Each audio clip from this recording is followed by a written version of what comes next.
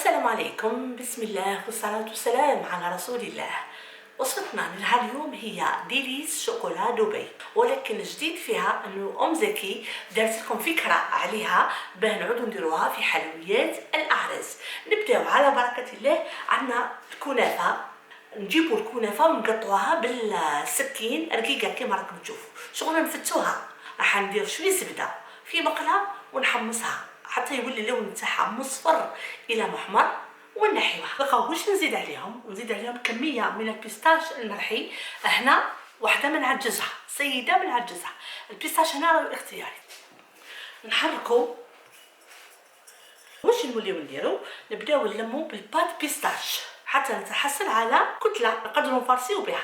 المرحله الثانيه جبت بات كلاسي تاع نوازيت، نتوما خيروا واش تحبوا. ذوبتها على حمام مائي كما راكم تشوفوا، وراح نطلي بها هذا المول تاع السيليكون.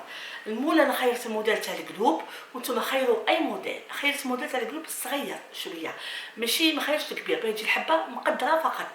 ونبدا نطلي على المول ونحطه في الكونجيلاتور يجمد. راح نعاود هذه العمليه 3 مرات.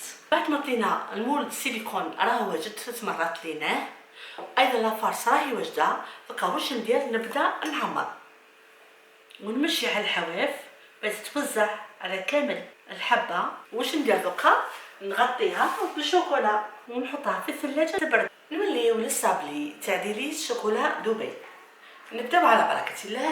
في صلاديه عندي 125 غرام نتاع مارغرين، راح نحطو عليهم مباشره 2 ملاعق اكل تاع سكر كلاص. نحطو عليهم ايضا صفار بيضاء، ملعقه تاع بيستاش مرحي، وعندي ايضا ملعقه اكل تاع بات بيستاش. راح نزيد في البنه والنكهه. نحرك كلش بيديا بسم الله، ونلمو هذا الخليط بالفرينه مباشره. فرينه مغاربله طبعا بسم الله، حتى نتحصل على عجينه نقدروا نحلوها. بقى نبداو نحلو في العجينه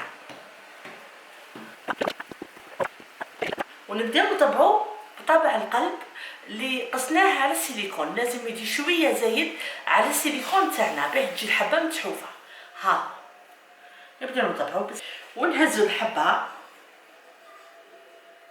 ها كيف نتحصلوا عليها، ونحطوها فوق طابي غرياج هذا باه كطيب راح تدي الشكل تاع الخطوط هذو. الصابلي راهو واجد الله يبارك جا ما شاء الله. واش نديرو هنا؟ راح نحكم الحبه تاع الصابلي كش ما فيها هكذا كيما نقولوا ديشي ولا تاع صابلي نحيوه، ونحكموا الملمع ونبداو نفرشوا عليها. نحكم الحبه تاع الشوكولا تاعي هذا نسي ما نمسهاش. بقى بالمعاونه تاع الشوكولا ذايبه راح نحطها هنايا. انا نعت لكم فقط وانتوما شوفوا الله يبارك كيف تجي الحبه متحوفه. انا التزيين درت تزيين تاع الف مبروك، يعني مباشره رايحه نحطه هنايا. ديليس شوكولا دبي راهو واجد. حطيناه في صحن تقديم جا الله يبارك ما شاء الله. فكره من افكار ام زكي جابتها لكم باش تستمتعوا بها وديروها ان شاء الله. البنه ما نهدرش، البنه مضمونه باذن الله. انا هنا نكسر معكم وحده بسم الله.